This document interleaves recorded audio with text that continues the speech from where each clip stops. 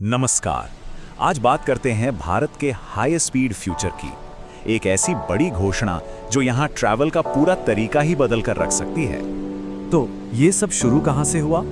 बात है 2026-27 के यूनियन बजट की, जहां सरकार ने रेलवे के भविष्य को लेकर एक बहुत बड़ा ऐलान किया।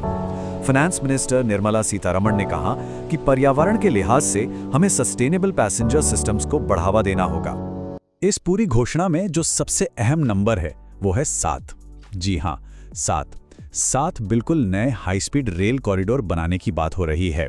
और ये उन योजनाओं के अलावा है जिन पर पहले से काम चल रहा है। मतलब ये पूरा प्रोजेक्ट अब और भी बड़ा हो गया है। तो सवाल ये उठता है कि ये नई बुलेट ट्रेनें आखिर चलेंगी कहाँ? ये देश को कैसे जोड़ेंगी? और देखिए, बात सिर्फ 320 किलोमीटर प्रति घंटे की रफ्तार की नहीं है। ये देश के इकोनॉमिक मैप को, मतलब इसके आर्थिक भूगोल को फिर से बनाने की एक कोशिश है। तो ये रहे वो 7 नए रूट्स, मुंबई से पुणे, पुणे से हैदराबाद, और फिर हैदराबाद से बैंगलोर और चेन्नई, और एक और रूट चेन्नई से बैंगलोर को जुड़ेगा। अब इसमें जो सबसे दिलचस्प बात है ना, वो ये है कि ये रूट्स देश के बड़े बड़े शहरों को जोड़कर एक तरह के इकोनॉमिक ट्रायंगल्स बना रहे हैं। जैसे साउथ में देखिए, पुणे, हैदराबाद, बैंगलोर और चेन्नई, ये सब मिलकर एक जबरदस्त इकोनॉमिक नेटवर्क बनाएंगे। और उधर दिल्ली से वाराणसी और फिर आगे सिलीगुड़ी तक का जो कॉरिडोर है, वो पूर्वी और नॉर्थ ईस्ट भारत को सीधा देश की राजधानी से कनेक्ट कर देगा। और इस नए नेटवर्क में कुछ शहर तो बहुत बड़े जंक्शन यानी हब बनने वाले हैं। जैसे मुंबई को ही ले लीजिए, ये पहले से ही अहमदाबाद लाइन के साथ एक हब है, अब पुणे से भी जुड़ जाएगा। हैदराबाद तो समझिए साउथ इंडिया का पावर सेंटर बन रहा है, जो एक साथ 3 बड़े शहरों से जुड़ेगा।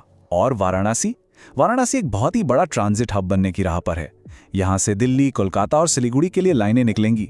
जरा सोचिए, ये पूर्वी भारत के लिए कितना बड़ा बदलाव होगा। लेकिन ये प्रोजेक्ट सिर्फ तेज ट्रेनों के बारे में नहीं है, ये उससे कहीं ज्यादा है। ये लोगों के जीने का तरीका, उनके काम करने का तरीका और जो रीजनल इकोनॉमीज हैं, उनके बढ़ने के तरीके में एक फंडामेंटल बदलाव लाने वाला है। हम कह सकते हैं कि एक तरह की सामाजिक और आर्थिक क्रांति की नींव रखी जा रही है। अगर इसका असली असर समझना है ना, तो बस मुंबई पुणे रूट को देख लीजिए। ये भारत के सबसे बिजी रास्तों में से एक है। आज की तारीख में रोड से या नॉर्मल ट्रेन से जाने में 3 से 4 घंटे लग जाते हैं। अब सोचिए, बुलेट ट्रेन इसी सफर को घटाकर 30 मिनट से भी कम कर देगी। ये तो मतलब सचमुच एक गेम चेंजर है। तो इसका सीधा सीधा मतलब क्या हुआ? इसका मतलब ये है कि ये इंफ्रास्ट्रक्चर हमें जीने का एक बिल्कुल नया तरीका देगा।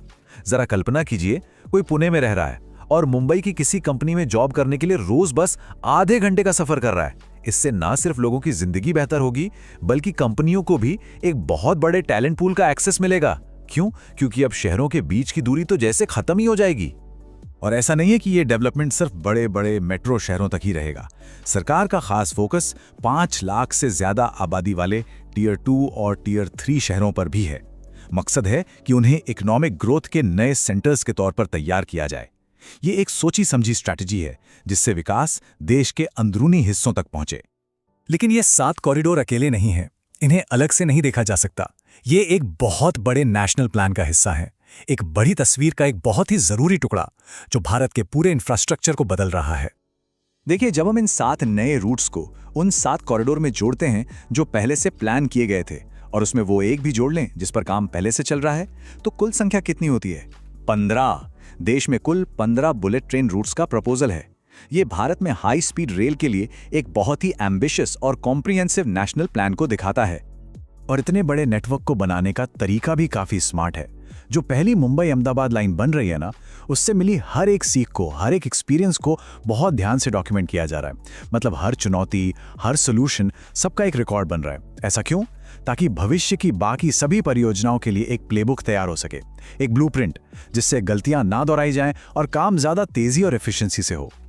अब सवाल यह है कि इतने बड़े विजन को हकीकत में बदलने के लिए पैसा कहां से आएगा? तो इसका जवाब है इंफ्रास्ट्रक्चर पर बढ़ते सरकारी खर्च में।